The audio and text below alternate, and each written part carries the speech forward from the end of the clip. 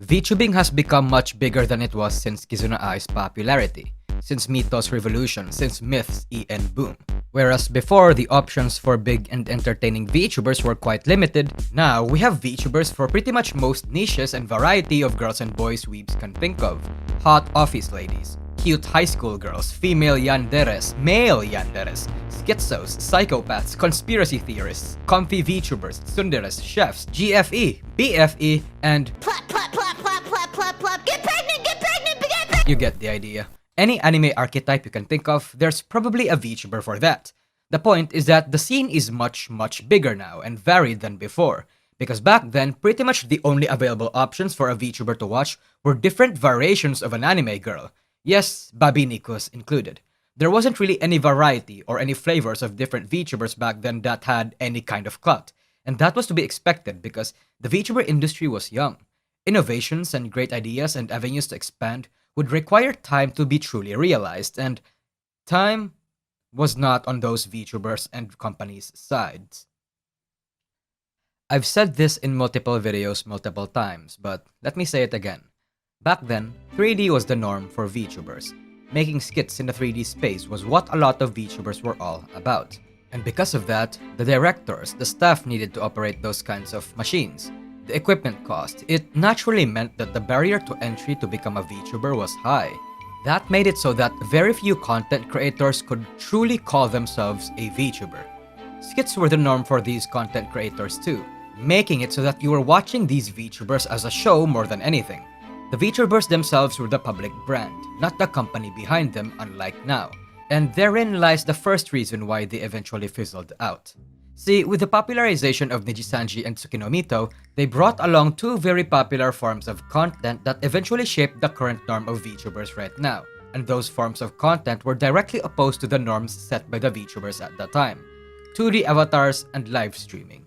Of course, before them, these VTubers did do live streaming at times too, but they were usually short, barely even reached an hour long, and they only did it occasionally, not truly being the core of their content. But as I said, Tsukinomito's popularity changed all of that. With live streaming becoming a success for Nijisanji and being a factor for why Mito got popular as she did, other VTubers, big and small, started doing it, dipping their toes in the water and seeing how it goes. The trend became so commonplace that audiences rapidly preferred live streaming as opposed to the scripted content that they were used to, and it wasn't hard to see why. Zatsudans and live streaming were more engaging and feels more authentic than the scripted videos. It satisfied a desire for a connection among many Japanese audiences, especially the weebs and shut-ins who wanted that kind of experience. And eventually, live streaming became the norm too, and live 2D also became more and more popular. It was easier to set up for those that wanted to become VTubers or had characters and OCs they wanted to embody, especially for artists, utaites, and Japanese content creators who already had anime avatars to embody their online persona. So because the type of content and the form that a lot of VTubers took up changed, the preference of the audience changed alongside them. But a lot of the OGs failed to catch up to that or didn't commit to the change as hard as they needed to. Their content remained the same and stagnated. And as a result, the audiences stagnated as well. The winds changed, but a lot of them did not follow its direction. Now that being said, it's not like short-form content as a whole sank to the gutter too. A lot of OGs right now, like Pimaru, formerly Kaguya Luna, and Fuji Ai, still do short-form content with relatively modest success. 3D content was relatively popular too. That's the type of content big Twitch VTubers like Philian and Melody utilize right now. Even Tokinosora and Roboco themselves. Connection was the issue, not necessarily the length of their videos. The short-form content these VTubers made back then weren't able to convey a sense of connection to their audience, and their 3D skit format was lacking any sort of real mind-breaking innovations. Eventually, it got a bit stale.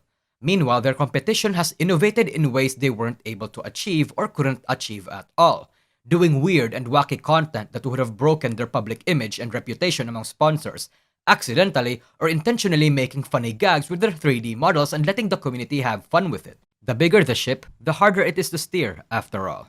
And at the time, the OGs were ships too big to steer that fast, especially with all sorts of execs and suits keeping them on a tight leash.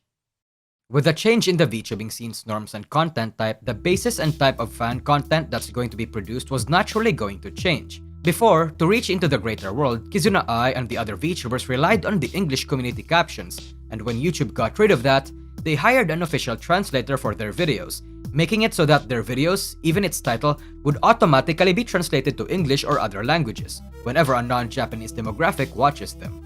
But not everyone were able to get translators or even engage in the English community at all, tanking their potential to reach overseas markets beyond Japan or even Asia in general aside from China.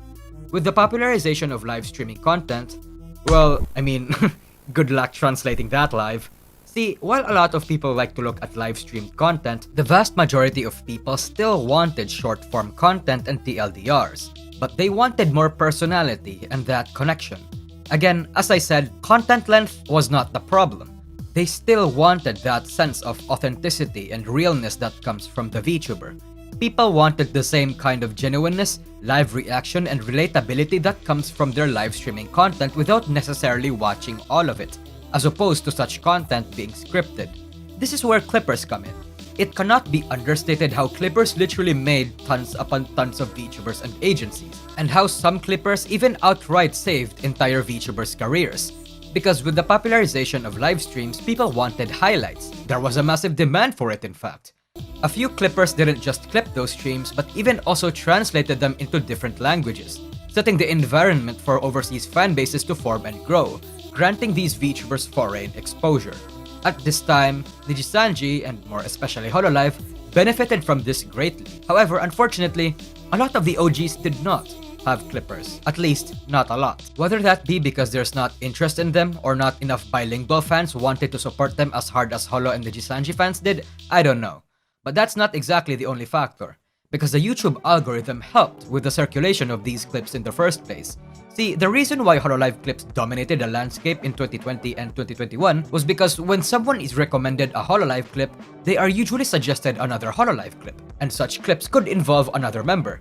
The cycle repeats and repeats until one's recommended is filled with Hololive clips. This fosters brand recognition and novelty with different members, a sense of familiarity with the overall community, with the agency. Supporting a group feels more special more than supporting just one individual, business-wise, community-wise, and even mental-wise. But with Kizuna Ai and the other OG VTubers who had no such greater community, they couldn't have this kind of help from the algorithm. Even if the algorithm decided to give you a translated Kizuna Ai clip, they're just going to give you another Kizuna Ai clip, and more until eventually, it's gonna get stale, and we're gonna run out of Kizuna Ai clips. There's no novelty there, until eventually, the algorithm will recommend competitors that did have a sense of culture and greater community like Holo or Niji, and they're going to be invested in that instead. That's one downside of having one person be your entire brand, because if you are gone, no one from your company or agency is going to make the prospective viewers stay. There's nobody to catch the windfall. Kizuna Ai's clout was massive, but the company banked on her being able to maintain it, and while she did have clout, the company behind her did not.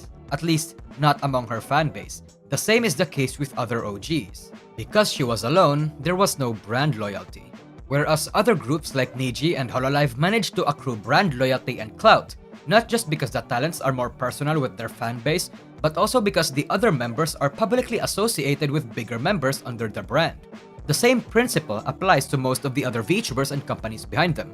Companies like Entom, or these guys. Update, the company behind Ai, eventually tried to do that themselves too, by becoming something of a management agency and hosting multiple VTubers to support, something like an MCN. But Update wasn't exactly a brand to be sold to consumers, and nor was their management exactly competent. Update helped other VTubers with their own resources and management, but the people under them were never publicly marketed to be associated with each other, and that was because they weren't, making it so that these VTubers never truly benefited from the top's attention, never truly being able to enjoy being drip-fed experience and clout to a similar extent that big corpo VTubers do in this era.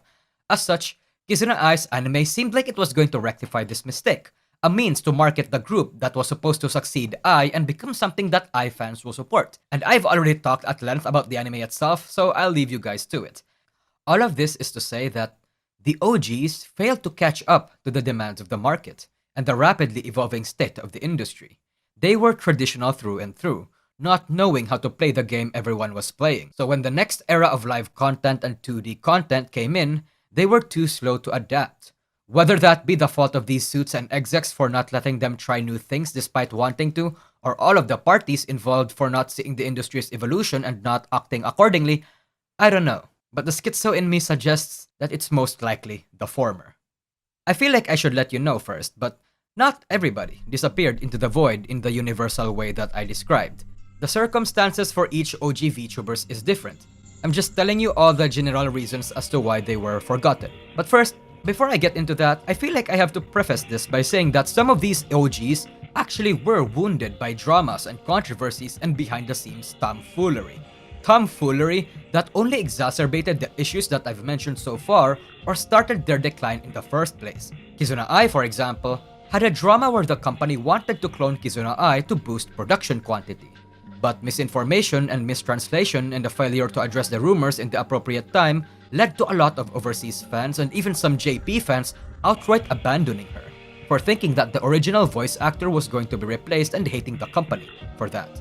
Some coincidences only worsened those rumors, like the fact that the original voice actor behind Ai cryptically tweeted at some vague remarks that might have hinted at her getting booted, when in reality, she was actually doing shows and advertisement behind the scenes, that her clones were really just only filling in her shoes while she was away. Another coincidence involved song lyrics that seemed like it was foreshadowing. Update failed to address the drama properly for quite a long time, and I have no idea what stopped them from addressing the moment it started to become a problem. It took them half a year, in fact, and by that time, people weren't just interested anymore. People already consumed the misinformation. I covered this drama in more detail in a video I made a year ago, so you can see it from there. Another OG, Kaguya Luna, just disappeared in mid-2020. The reasons were unknown at the time, and she just crept back into her old channel Pimaru, where she is continuing to post content to this day. She's vastly more successful in it too, but in 2021, she posted a tweet essentially apologizing for leaving Kaguya Luna all of a sudden, explaining that there were some tomfoolery going on behind the scenes as well, especially with the people running the project, stating that she was scared as she was just a country bumpkin that didn't know how rough this industry was going to be. Oda Nobuhime, who was also under update, faced a lot of clownery in her management too, getting to a point of wanting to quit and going somewhere else better. And somewhere else better she did come to.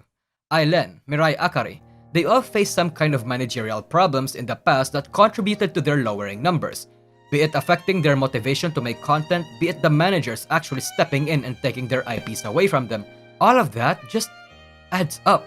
With them losing relevance with the industry changing beneath their feet, and the external problems with their managers and companies meddling with their affairs, then it all goes to hell like this. A perfect storm of career-crippling incidents. Some of them are going to better places and still thriving, but some of them have gone radio silent, with prospective fans hoping that they'll end up adapting and getting a new chance, that will hear familiar voices in familiar communities. At the end of the day, perhaps the soul is not completely at fault for being in the places they are now, or what had happened to them. Fans can really only speculate and miss them, but ultimately, we can just hope that wherever they are, whether they've taken a new career path, whether they are completely different people, that at the very least they're content, that they're in a better place. Okay, I didn't mean for that to sound so grim. I mean, I don't mean that they're dead, okay? But, a better place. I mean, they're possibly doing better, like, a new job. You know what I mean, damn it. In any case, their stories aren't dissimilar to the many YouTubers of old that got forgotten by the shifting tides of the algorithm. It's a food for thought. It's a very terrifying food for thought that one day, your Kamiyoshi, the VTuber you love so much, will one day be forgotten themselves. And that one day you will no longer care about them anymore too.